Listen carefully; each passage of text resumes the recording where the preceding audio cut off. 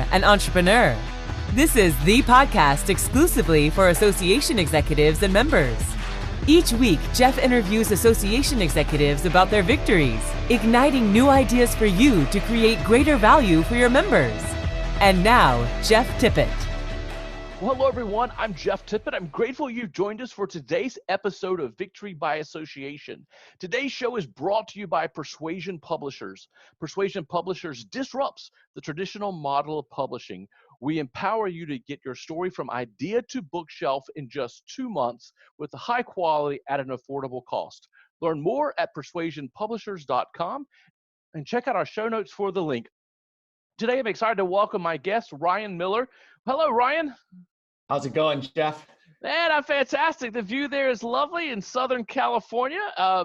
Unlike our weather in the other side of the country today, it's cold, it's rainy, it's nasty. So I have to admit, man, I'm looking at your window. I've got a little jealousy and envy going on at your weather there today, but I'm sure you're enjoying it.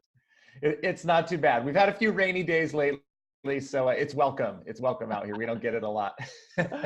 Absolutely. Well, tell us a little bit about your association background, just kind of high level of things that you've done and work that you've done within associations. Yeah, so actually, while I participated in a few different associations over the years, about 2 years ago, I had a vision to establish an association to help people be rewarded for the pursuit of healthy living that they had. And we can expand on that a little bit more, but I'd spent some time in the health insurance world, in the employee benefits marketplace. And what I recognized was people that were healthy, cared about what they were putting into their mouth, cared about what they were doing to their body.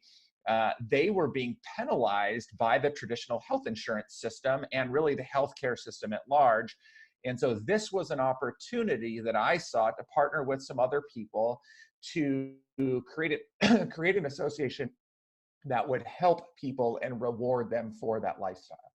Fantastic. Well, that's going to be a lot of fun stuff to drill down into. But before we go into that, tell us something interesting or unique about you, Ryan. Something that might not be on your LinkedIn profile or your website, but just kind of give us a little intake as to who you are as a person.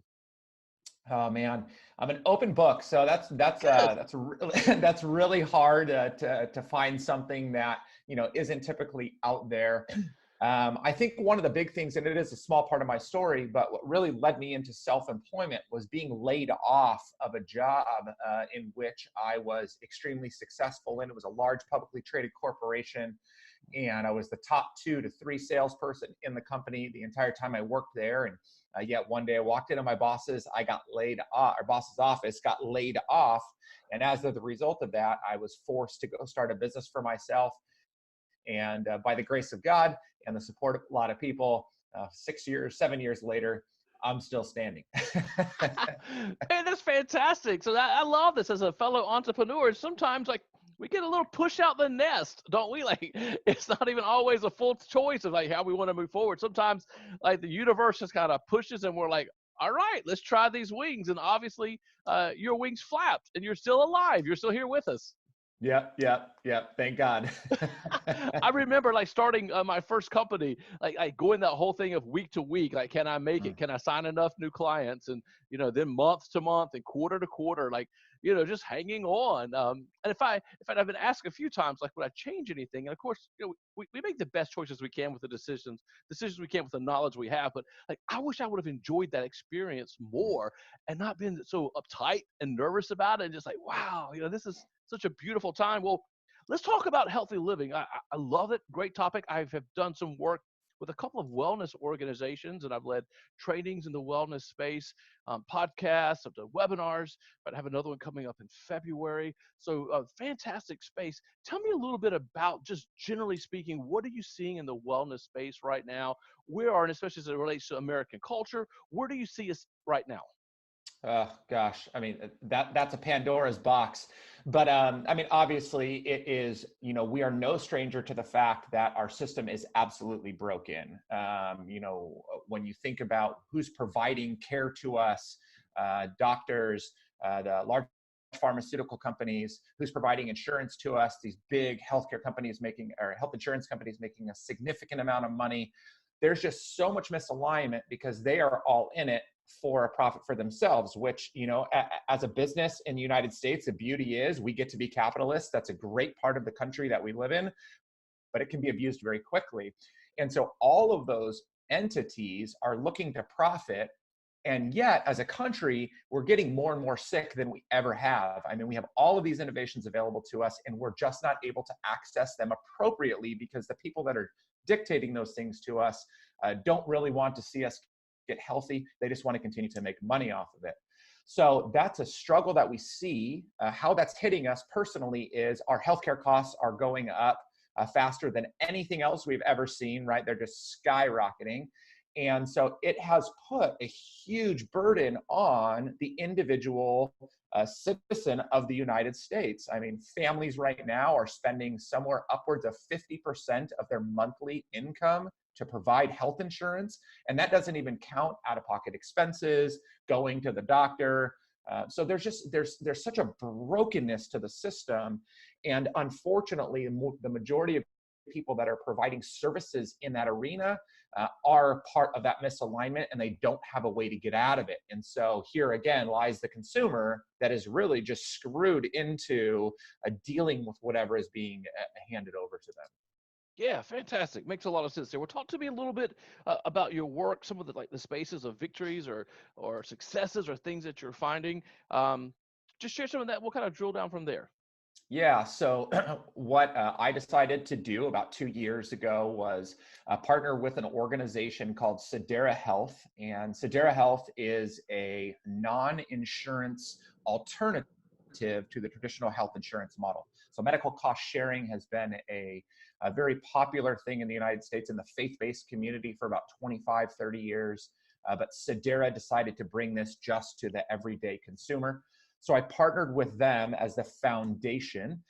And then from there, I went to the fitness community. So particularly the CrossFit community. I'm an avid CrossFitter just for fun, for health. I do some competition.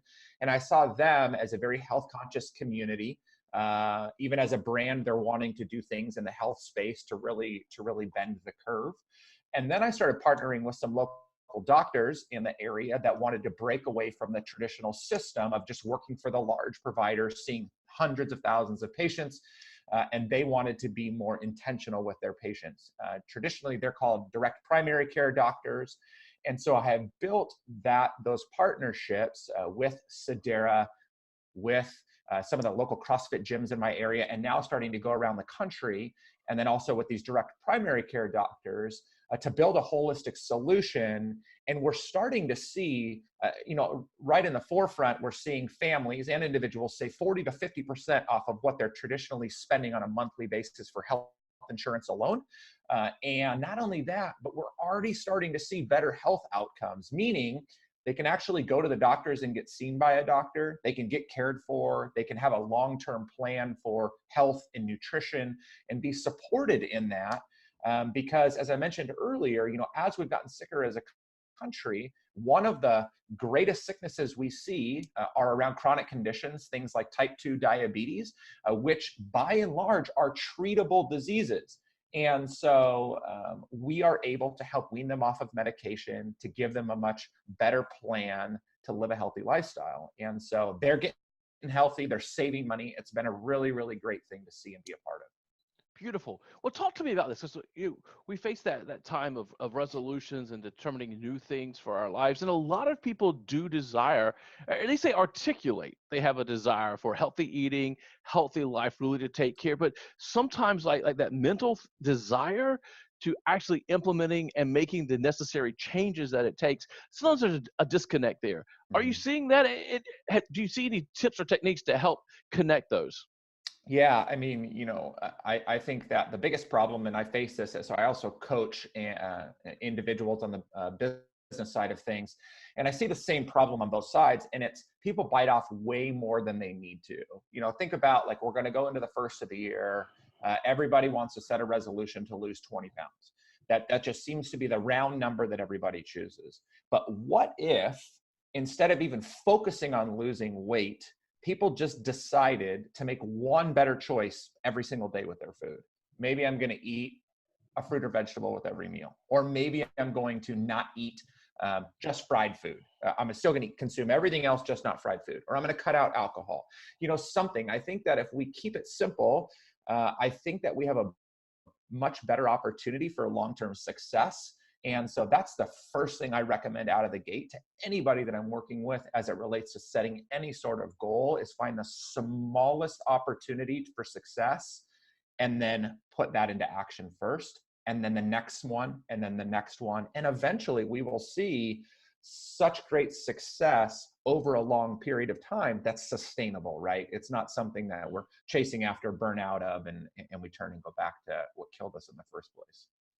Absolutely. So I have a stat on my homepage, and I'm working, in fact, I'm using it in a keynote that I'm doing later this week. And the stat comes from a survey, a study from the University of Scranton, that says of people who make resolutions and these life changes that they want, only 8% actually achieve the things that they've set out to do, which means 92% of people who set out to make these changes in their life that they're talking about, it never happens. That could be related to our health. It could also be kind of like you and I in entrepreneurship, like launching out and building our business and having the discipline. And I have to admit, like my personality, this ADHD personality, wants to do it all at once, the exact opposite of what you just described. And oftentimes, man, that leads to so much anxiety and like self-deprecation as well, instead of your path here. And I think it works like in health, it works in business. I think it works with the relationships as well. Like, what is something that's obtainable? Like, what can we really do and do well with that? Well, so this is not a prescription for everybody. This is something that I went through last year, which was I've been setting goals for 15 years. And one of the things that I recognized for myself, but then also for people that were working for me, for people that I was coaching, was the majority of the goals we were setting, we actually didn't have control over whether we were going to achieve them anyway, right? I mean, we set a number out there, somebody else is buying, and so we don't get to determine whether they say yes or not. We can contribute, but not determine. So what I decided to do was test case this on myself first. And so for 2019, I scrapped every single goal I had. For the first time in 15 years, I did not set a single goal for myself, not one. And instead, I went back to the foundations of who I am. So I articulated my identity. Then from there, I determined 10 habits. And that was just the number that I came up with, 10 habits that I was going to execute on a daily basis in order to be the person that I believed myself to be based upon that identity, and while helping lend to the person I want to become. And I will say 100% for certain that in my 20 plus years of professional work, in my 40 plus years of living, this has been the most fulfilled I have ever been in my entire life, because I wasn't chasing anything. I was just leaning into who I already was, and it was helping me to feel freedom and fulfillment in just my day-to-day action, which is something that so many of us need. We need to stop being so focused on this big number that will end up just crushing us, and instead focus on who we are. It's so often missed. And it's something that I believe that the majority, that 92% especially, needs to put more focus into. Absolutely. I love it. Well, Ryan, if people want to follow up, learn more about you, learn more about your work around the wellness or any of these spaces, what's the best way for them to connect with you? I'm all over LinkedIn. I love that space. They can find me, Ryan James Miller. You can look that up. As well, my website, ryanjamesmiller.com, has a lot of information. I got a podcast. You can contact me there. All my social profiles are there, and we can have some fun chatting. That's fantastic. And we'll add the link there to your LinkedIn in the show notes. Well, Ryan, thank you for spending your time with us today, talking a little bit about this health and wellness. And we got into a lot about goals and just life mindset as well, which are beautiful as well. And thank you all for listening. And I'll see you next week as we discover another Victory by Association. You've been listening to Victory by Association with Jeff Tippett. If you've enjoyed, please subscribe, rate, and review.